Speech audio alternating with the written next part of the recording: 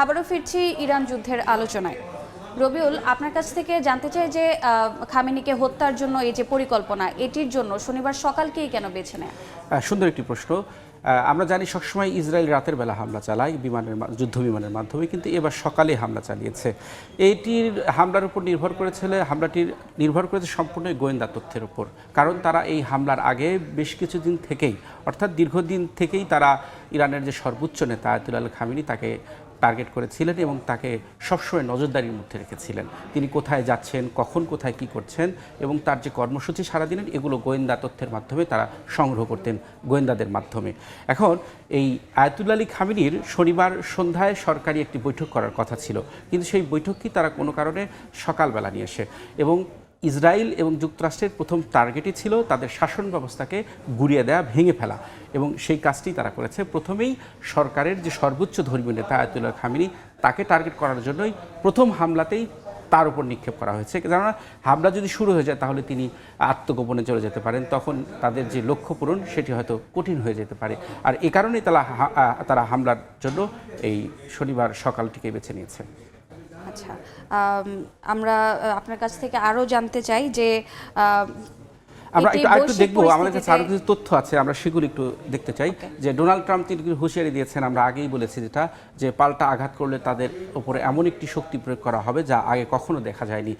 এই হামলার পর ইরানের সাথে কূটনৈতিক আলোচনা সহজ হবে বলে মনে করছেন ডোনাল্ড ট্রাম্প, কারণ তিনি এই হামলার মাধ্যমে, আমরা কিন্তু এই যুদ্ধ বা সংঘাত শুরুর আগে কিন্তু বিভিন্ন সংবাদ মাধ্যম, আন্তর্জাতিক সংবাদ মাধ্যম যে তারা সীমিত আকারে হামলার কথা ভাবার কথা বলেছিল ট্রাম্প প্রশাসন, কিন্তু আমরা দেখলাম যে না, তারা একেবারে সর্বশক্তি প্রয়োগ করলো। আরেকটি বিষয় যে চীন উদ্বেগ জানিয়েছে, আমরা কিন্তু এই সংঘাতে চীন এবং রাশিয়ার যে ভূমিকা সেটি কিন্তু খুবই নীরব ভূমিকা, তারা খুব বেশি আওয়াজ দিচ্ছে না, কিন্তু চীন শুধু উদ্বেগ জানিয়েছে এবং ইরানের সার্বভৌমত্বের প্রতি সম্মান বা তাদের মেনে চলার কথা বলেছে। কিন্তু এই হামলার কারণে, সংঘাতের কারণে বৈশ্বিক যে জ্বালানি ব্যবস্থা সেটির কিন্তু একটা বড় প্রভাব পড়বে। রোজা, আমরা জানি যে হরমুজ প্রণালী কিন্তু বিশ্ব বাণিজ্যের, বিশেষ করে জ্বালানি সরবরাহের জন্য খুবই গুরুত্বপূর্ণ একটি রুট, এবং সেই রুট ইতিমধ্যে ইরান কিন্তু বন্ধ করে দিয়েছে। রবিউল, আন্তর্জাতিক সম্প্রদায়, বিশেষ করে জাতিসংঘ ও ইউরোপীয় দেশগুলো এই পরিস্থিতিতে কি ভূমিকা নিতে পারে? হ্যাঁ, এই আলোচনা যাব, কিন্তু তার আগে একটু আপনি খবর দিয়ে রাখি। এই মুহূর্তে সর্বশেষ খবর যেটি হলো যে ইরানের যে লিডারশিপ কাউন্সিল, অর্থাৎ আয়াতুল্লাহ আলী খামেনির মৃত্যুর পর যারা সরকারের নেতৃত্ব দেবে সেটার একটি গঠন করা হয়েছে, যেটা লিডারশিপ কাউন্সিল নামে। সেখানে নতুন একজনকে নিয়োগ দেওয়া হয়েছে, আলীরেজা আরাফি নামে একজনকে এই লিডারশিপ কাউন্সিলে নিয়োগ দেওয়া হয়েছে। তিনি আলীরেজা আরাফি যে ইরানের গার্ডিয়ান কাউন্সিল, সেই গার্ডিয়ান কাউন্সিলের কিন্তু অন্যতম নেতা।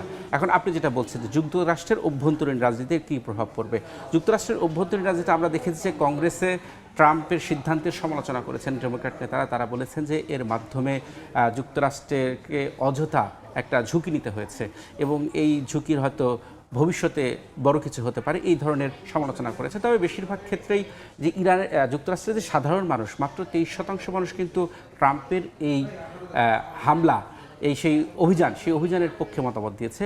বাকি অর্থাৎ অধিকাংশ লোকই কিন্তু এর বিরুদ্ধে মতামত দিয়েছে।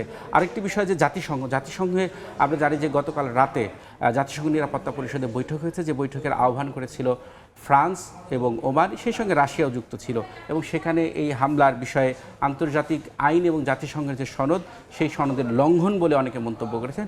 তবে বেশিরভাগ, বিশেষ করে পশ্চিমা যে দেশগুলো রয়েছে, এই পশ্চিমা দেশগুলো যুক্তরাষ্ট্র এবং ইসরায়েলের হামলার পক্ষেই মতামত দিয়েছে। তবে বিশ্লেষকরা বলছে যে ট্রাম্পের এইখানে যুক্তরাষ্ট্রের যে স্বার্থ, সেই স্বার্থের চেয়েও বেশি এই হামলার সফল যেটা পেয়েছে সেটি হলো ইসরায়েল চাচ্ছিল যে যুক্তরাষ্ট্র এই যুদ্ধে সরাসরি জড়িয়ে পড়ুক এবং ইরানে সরাসরি হামলা চালাক, এবং শেষমেশ আমরা যুক্তরাষ্ট্রের পক্ষ থেকে তেমনই একটি দেখলাম, এবং ইসরায়েল যেটা চেয়েছিল সেটাই হলো।